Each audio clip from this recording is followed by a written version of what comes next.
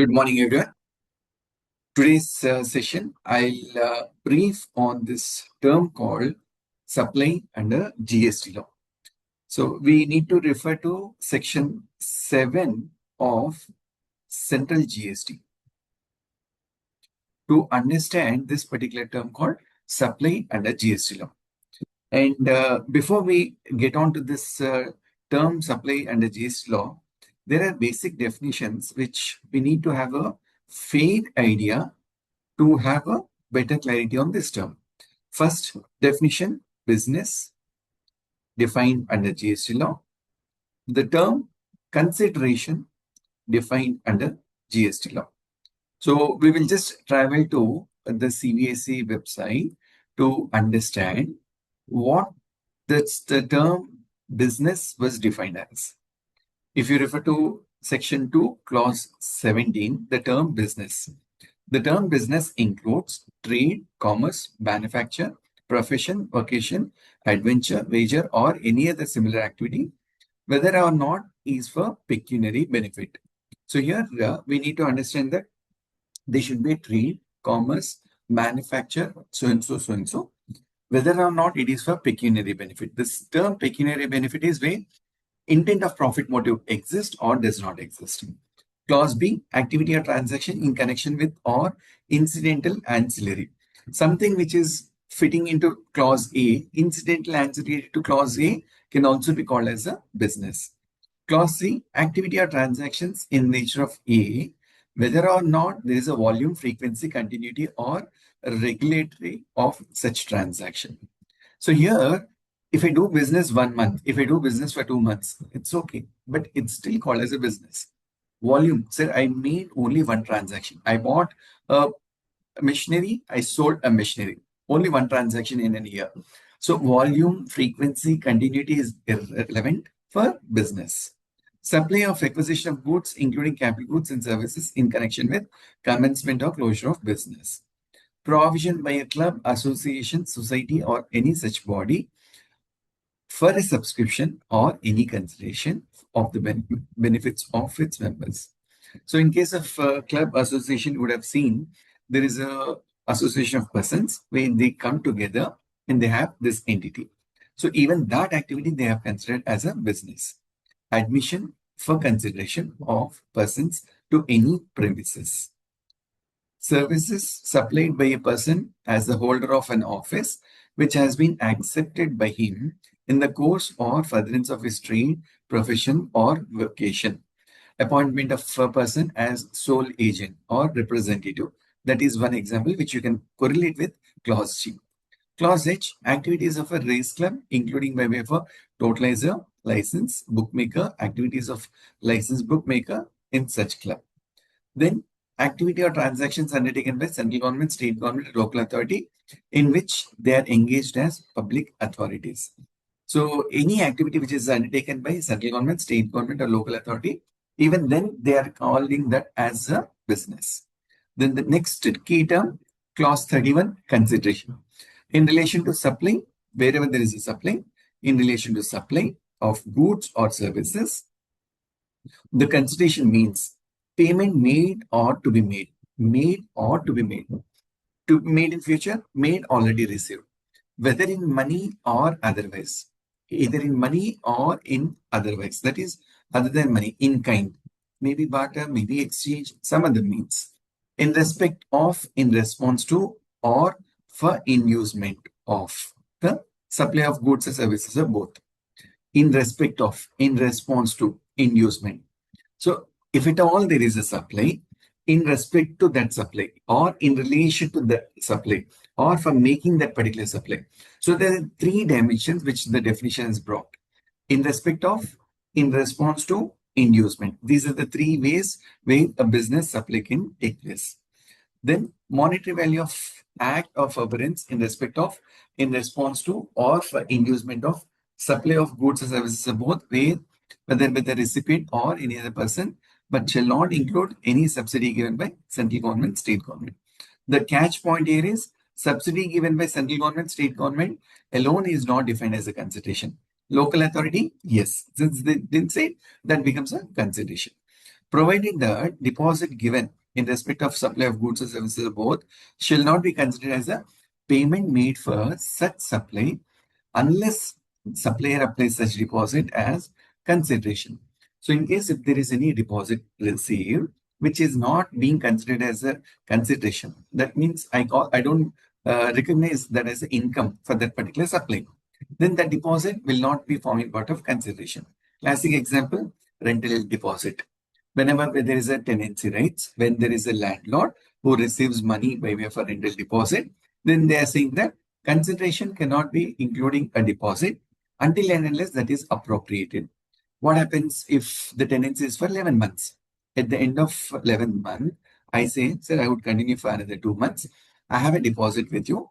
Please appropriate my rent payable for the next 2 months from that deposit. So when the landlord appropriates that particular money, then it becomes a consideration. This is what they are trying to mention. Moving on, coming back to section 7, which deals with your supply.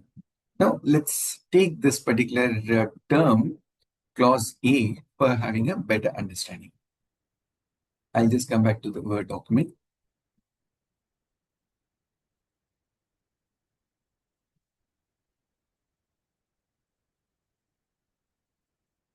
Section 7 says that there are forms of supply of goods. There is a form. The form of supply can take place. How? The supply can take place for goods or services. Or both, such as sale, transfer, barter, exchange, license, rental, lease, disposal, or disposal. Now, these are the elements which they are trying to say. These are the forms. So, sale, transfer, barter, exchange, license, rental, lease, disposal.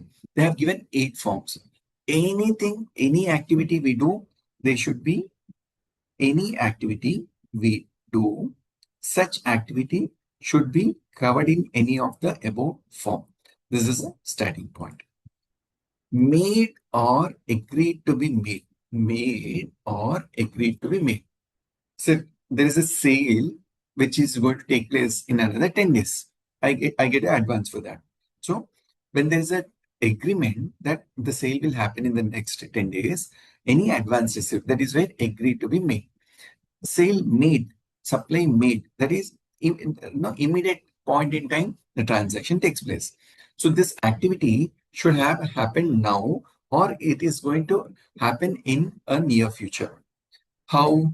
For a consideration, they say that, boss, this particular supply should be having any of the form which is made or agreed to be made. There should be an activity. This activity should be made or agreed to be made.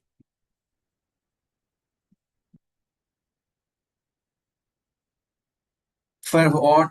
They say that this activity should be for a consideration. So whenever there is a form, this particular activity should also have a consideration. Then by a person, we all understand the term person has been defined in both indirect tax and direct tax. Person includes individual, HUF, AOP, BOI, LLP, company, all forms of people. So whenever there is a supply, first and foremost, there should be nature. There should be a supply of goods or supply of services. That particular supply should be in a particular form. And that particular form should be made or agreed to be made for a consideration by a person. There should be a person who is making that particular supply. How? In the course or furtherance of business.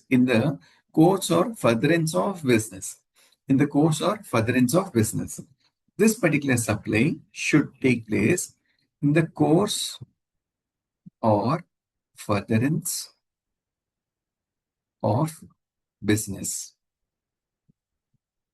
Now, please understand, whenever we talk about the term supply, first and foremost, there should be a goods or there should be a services. Am I supplying goods? Am I supplying services? Or am I supplying both? if I'm supplying both together, supply of goods, supply of services. Example, sir, I supply the plumbing items. Let's assume that there's a water tank, there's a pipeline, there are connecting pipes, there are taps, etc. So there are supply of goods where there is a water tank supply, the connecting pipes, the connecting material, consumables, and the taps. Now this is supply of goods. Services, I supply my people, I send my people who go erect this particular water tank and do the fitment of that particular goods. So it's a supply of goods, supply of services. So here what we need to understand is whenever the supply should be there, first and foremost, we will try to identify I'm supplying goods or I'm supplying services, which is having any of this particular form called sale, transfer, barter, exchange, license, rental, lease, or disposal. This particular supply should be made or agreed to be made. Means there is an intent for supply to be made, intent supply already made. Supply is taking place right now. Supply may happen at a future point in time. And this particular thing, this particular supply should always have a consideration. Without consideration, my supply may fail. So without a consideration, like for a moment, if you try to understand the Contract Act, whenever we refer to the Contract Act, there's an agreement.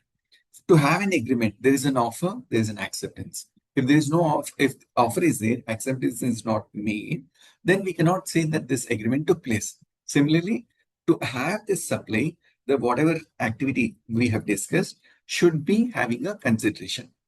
And there should be a person identified. There should be a person identified. This is very, very important. This is very, very important. Why? Without identifying the person who is making a supply, the fastening of GST cannot take place, right? So the person who is making such supply is also very, very essential. And how this should be, it should be in the course of furtherance of business. So whenever I make a supply of goods for a particular consideration, this should be in the furtherance of business. So what happens if it is not in furtherance of business? Then the term supply fails.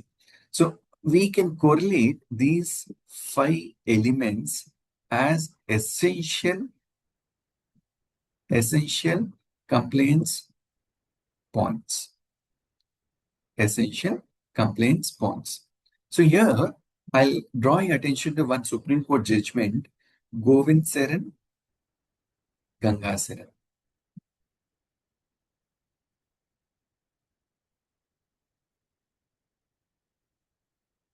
This is a Supreme Court judgment where Honorable Supreme Court have said that whenever the taxation laws have to collect tax, they should always define what is the nature of supply. What is the nature of supply? Having known what is the nature of supply, they should know what is the value for that particular supply. I should also know what is the rate applicable for paying tax. Then the person who has to pay such particular tax. So there are essential elements. What is the nature of supply? What is the value on which the tax has to be collected?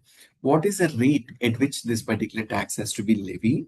And who is the person liable to pay such tax? Liable to pay such tax. So accordingly, whenever we want to understand examination of GST law, whenever a transaction takes place, so there's a money received. Just because money received, I need not pay GST. I should understand that there should be a supply which is having of these forms, and this particular supply made or agreed to be made, and this should be paid by for a consideration by a person in the course of furtherance of business. When all these elements are satisfied, I would say that I'm satisfying Section 7. This is my provisions of Section 7, Clause A. Now let's look at provisions of Clause AA.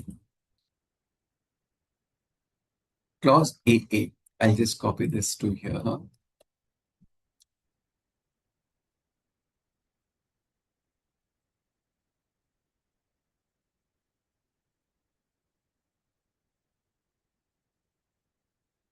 There's a continuation to the term clause 7A. There's one more AA, which we call as a deeming provision, deeming supply.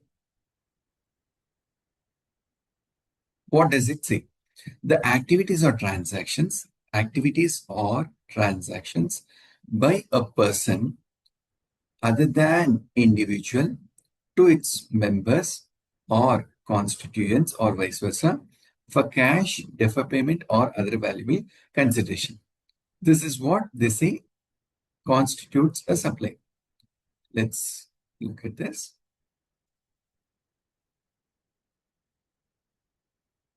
Now, if you look at this clause AA, the activities or transactions by a person other than individual to its members, so and so, so and so. Now, this explanation is something which is very important to have an understanding of this. For the purpose of this clause, that means to say for clause 8a, it is hereby clarified that notwithstanding, let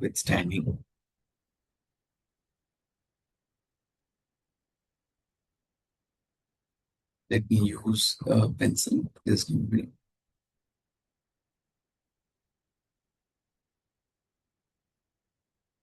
They have used a term called notwithstanding.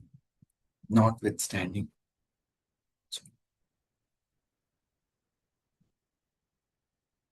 They've used a term called notwithstanding.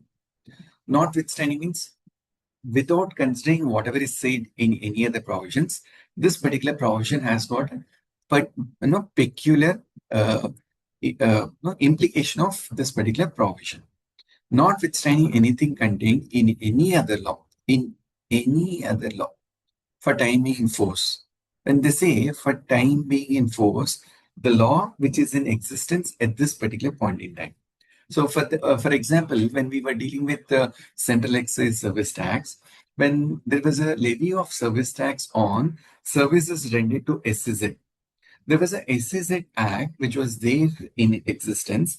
SEZ Act has a provision saying that notwithstanding anything contained in any other law, the activities of supply of services from a domestic tariff area to SEZ shall not be subjected to tax. So, though service tax wanted to levy a tax, my SEZ provisions has an overriding effect on service tax or central excise also for that matter. So when I say any other law, like we are reading GST law, we need to read other ancillary laws, like say Banking Regulation Act, or you have your FEMA regulations, or you may have your SEZ provisions, DGFT provisions. So this is where any other law timing force comes into picture, or judgment or decree or order of any court, tribunal or authority. The person and its members are constituents shall be deemed to be two separate persons. This is where the deeming provision was brought in. So here clause AA under section 7 mentions that this is a deeming provision where they say the AOP, that's the society, or and its members are two different persons. For what? For the purpose of supply. So whenever a supply takes place from a club to its members, the association to its members, they say that it is considered as a supply. But let's read further. And supply of activities or transactions inter se shall be deemed to take place from one such person to another such person. Now, there is a concept called principle of mutuality. Principle of mutuality. This mutuality has been upheld by Honorable Supreme Court in Kolkata, West Bengal Engman's Indian Association case, where they say that levy of VAT, levy of service tax cannot be applied. Levy of VAT, levy of service tax cannot be applied. So when GST has come into picture, this clause AA has been made retrospective with effect from 1st July 2017. And this particular term, principle of mutuality, has been challenged again in Kerala High Court, which is in the favor of the taxpayer, Indian Medical Association case. Right now, this is getting tested at the higher forum. As of now, for a limited understanding, since the law is as it is, our responsibility is to understand the law as it is, right? So we have understood Section 7, Clause A. We have understood Section 7, Clause AA, which deals with your deeming provision. Now let's understand what is there in for Clause B. Import of services. Import of services for a consideration, whether or not in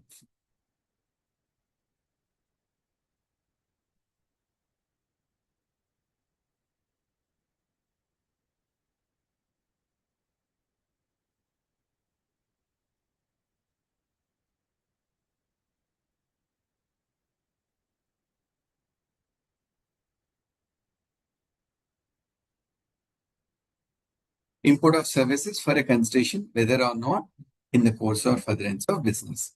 This also, they're saying that import of service for a consideration, whether or not in the course or furtherance of business. So whether or not there is a business, they're saying that this particular activity shall be a supply, So here we are trying to understand what is a supply. Who has to pay tax? When we travel to section 9, that point in time, we will have a clarity. Let's read the next element.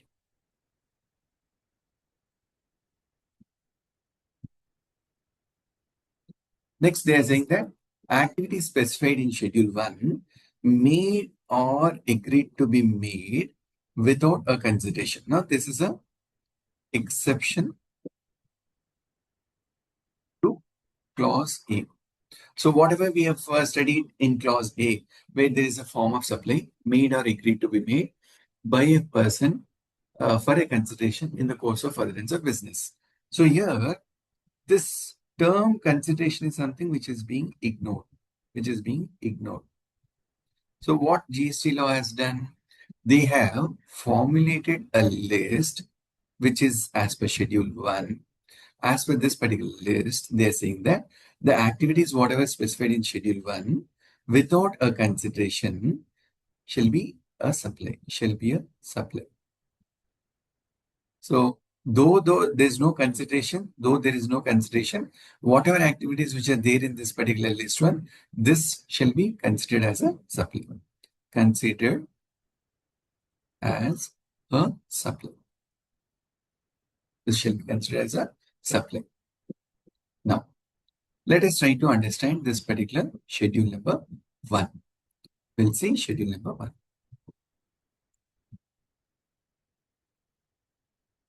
Schedule number 1, Section 7, activities to be treated as supply even if made without consideration. Permanent transfer or disposal.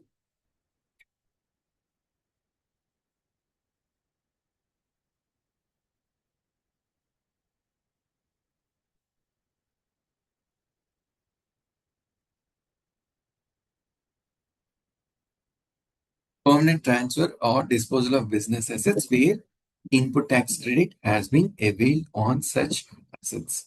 There's a permanent transfer or disposal. Now, what do you mean by permanent transfer or disposal? Is it a sale? Is it other than sale?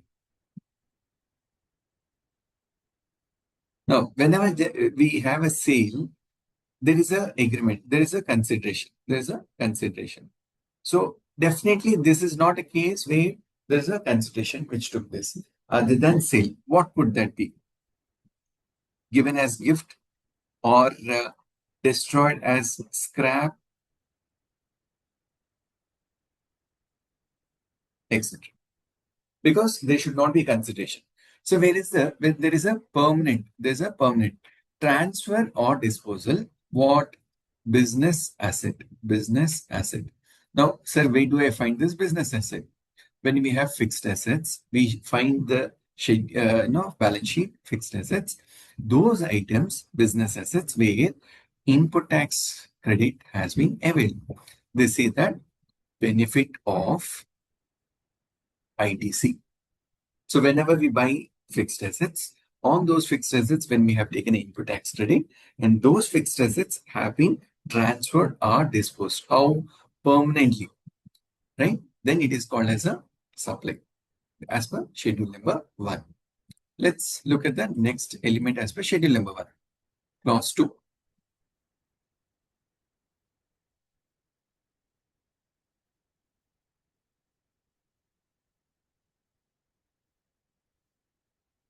Supply of goods and services between related persons. Between related persons or between distinct persons as specified in section 25. This term related person we will study in detail when we travel to section 15, which deals with your valuation. The term valuation, how a particular value can be accepted whenever an activity takes place. In section 15 explanation, they have defined related persons. So right now, let's understand if there is a supply between two related persons or between two persons, which is called distinct persons as per section 25. Now, when I say distinct person, let's understand this term distinct person. Under GST law, a person having same PAN, if they operate in two different state or a union territory, if they operate on two different state or union territory, they may seek for a GSTN in such particular state or union territory. So whenever a particular person, like let's assume that there is a head office which is there in Tamil Nadu, they have a branch office in Karnataka, Kerala, Maharashtra, Delhi, Haryana. So this manufactures, the sale happens through their depots. So across India, wherever they have depots, they take a separate GST number. In such case, a person having same PAN will be called as a distinct person under section 25. Under section 25.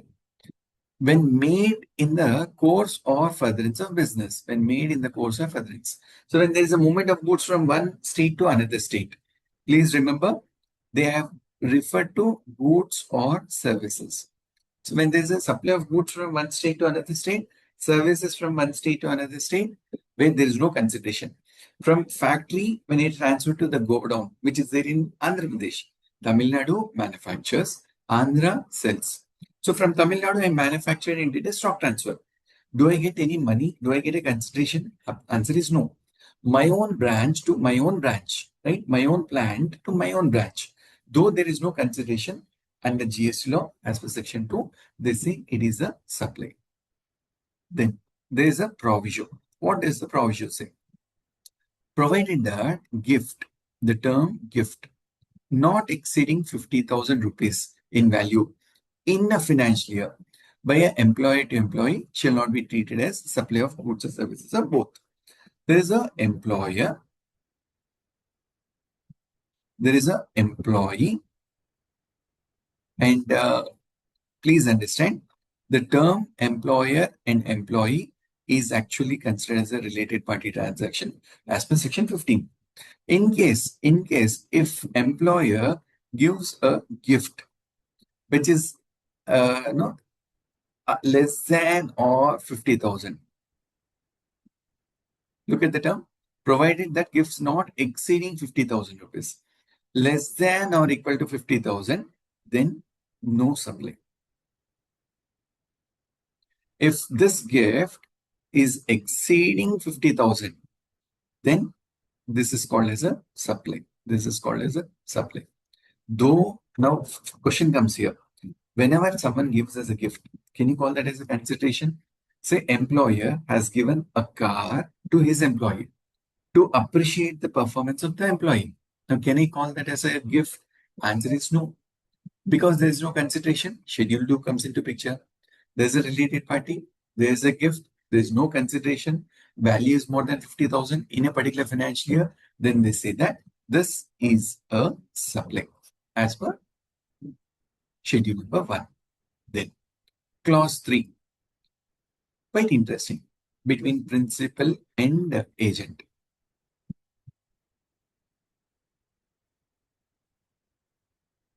Supply of goods, please understand, they have used only the term goods.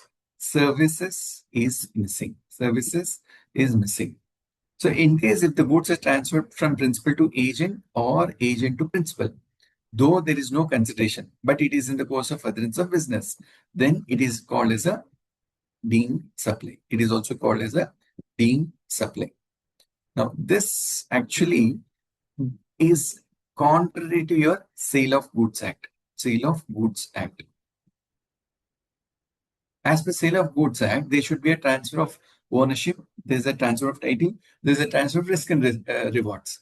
So when principal sells the goods to agent for the sale, there's no actual transfer of ownership.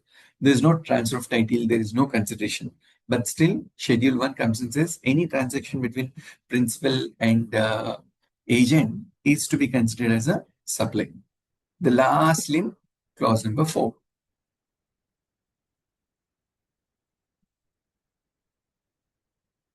Import of services. You remember we have read clause C, import of services under section 7.